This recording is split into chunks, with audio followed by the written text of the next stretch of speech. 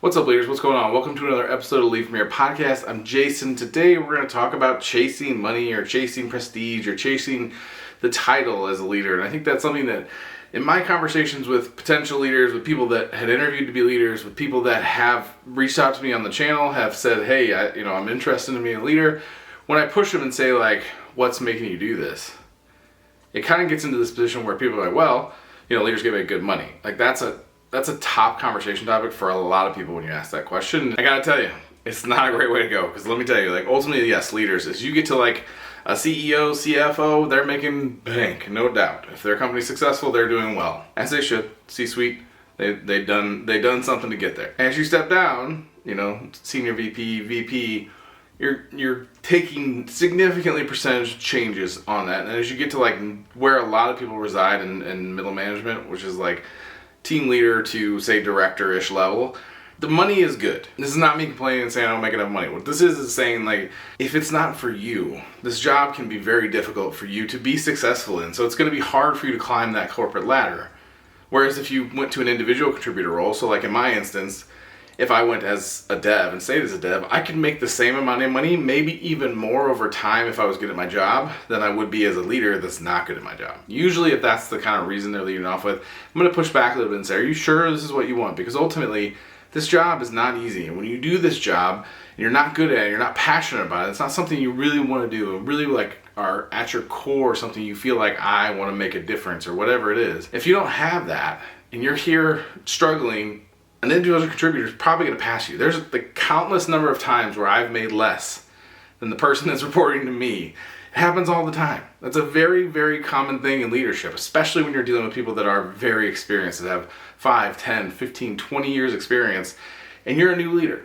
You're probably making significantly less than them. And that's okay, because it's not about that. It's about the value you bring, the experience you bring, and all the talent that is in that situation. So it's important for you to separate yourself from that. It's not about the money. It's not about the prestige. It's not about any of that. It's about, are you passionate about it? Is it something that you can continue to push yourself on, grow in, continue to push yourself beyond where you are now? Because if not, you're going to stagnate in whatever role, title, dollar amount they gave you. You're probably going to stagnate. You're going to get small increases.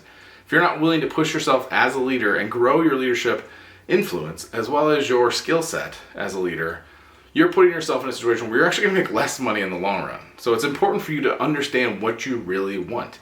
What is that? If it's just more money, you're probably better off as an individual contributor. If there's more reasons that are behind that, like you want to help people or whatever it is, you want to help grow people, or you feel like you have a lot of expertise to share, then maybe leadership is a better path. And maybe in the long run, you will make it to a C-suite or maybe to a senior VP or something where the money is significantly different. This is all potentially. Ultimately, like, to make any major dollar amounts, you have to be fantastic at your job, whether that's an individual contributor or a leader. You have to be fantastic at your job. And if you're not doing that, then you're not going to make that kind of money. So if your intent is to make the most money possible, then you need to stick to a job that you enjoy, you can do every day, that you can be passionate about, can you continue to grow in, you can have influence in over time. That could be leadership if that's for you, or it could just be an individual contributor. The key is whatever job you're in, you're limited to what that role can do financially. So if you're not passionate about it, you're less likely to work hard to get at least too far. You might be able to get to the next role or the following role, but you're going to eventually hit a ceiling where you're like, I hate this. This isn't my thing. So stick with where you're comfortable. It may be leadership. And if it is, fantastic. I think this channel is for you. If it's not, become an individual contributor that just crushes constantly every day, and you will eventually surpass your leaders, no doubt. And you will also have as much influence as your leader, if not more, because you'll have the technical know-how as well as the respect of all the leaders and all your peers.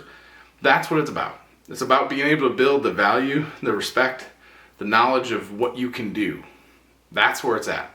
Doesn't really matter the title. The deeper you get in your career, it really just doesn't matter what you're in. It's what you're good at and what you can focus on and do day in and day out, year over year over year over year. I hope this is helpful. If you guys have any questions, hit me up at jasonleadfromhere.co. The key is finding things that you're good at and also passionate about, and then finding ways to continue to do that more and more and get better and better at that. That's how you make the most money in your career, if that's your main focus. Then from there, it's just put in the work.